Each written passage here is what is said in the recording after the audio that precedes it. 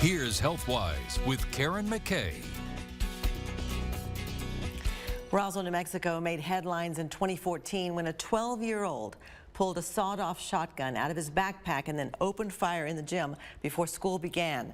And now, 10 years later, we talked to the student who was critically injured in that shooting to learn what he is doing now to try to prevent that from ever happening again.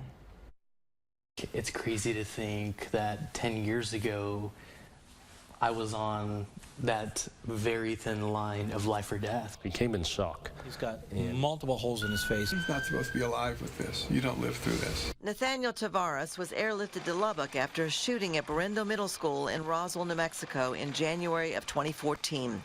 This month marks the 10-year anniversary of the day a 7th grader pulled out a sawed-off shotgun in the gym and fired 3 random shots.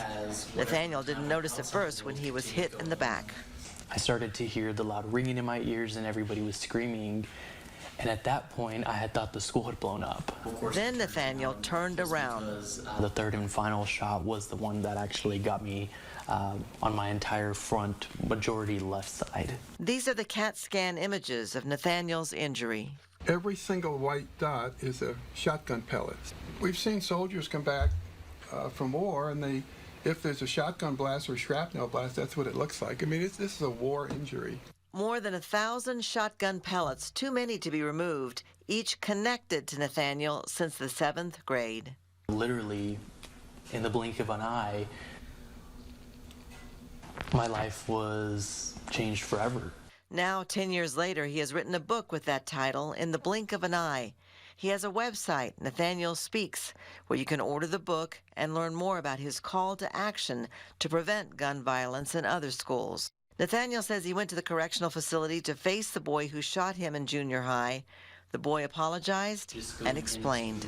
He wanted to get the point across that he was tired of being bullied, and this is what he felt he had to do in order to get that awareness. As it turned out, the bully, his target, wasn't even at school the day of the shooting. Well, there's one right in the middle of his brain, right there. But the shooting left Nathaniel blind in his left eye and nearly blind in the other. With so many pellets lodged in his body, Nathaniel is checked regularly for lead poisoning and lives with pain and physical restrictions. But as a senior at Texas Tech, he has been recognized for his leadership. He has spoken at school conferences in South Texas and New Mexico, and he would like to help more students. My main thing to share with all students is understanding that everybody's life is different and we don't understand what goes on behind the scenes. Who are we as fellow human beings to judge anyone else, being that we don't see everything that they're going through? Ironically, some school districts have suggested Nathaniel is too young to address the topic of school violence. 911. Hey, we're in your middle school. Kid just got shot.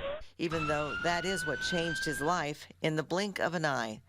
He remembers on that fateful day it was a teacher who set his life plan in motion just before he lost consciousness. She was saying that everything was going to be okay, that I was doing great, my family was going to be there soon and I was going to be famous one day.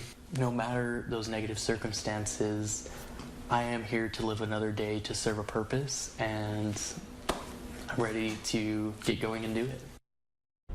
He's come a long way, hasn't he? He has.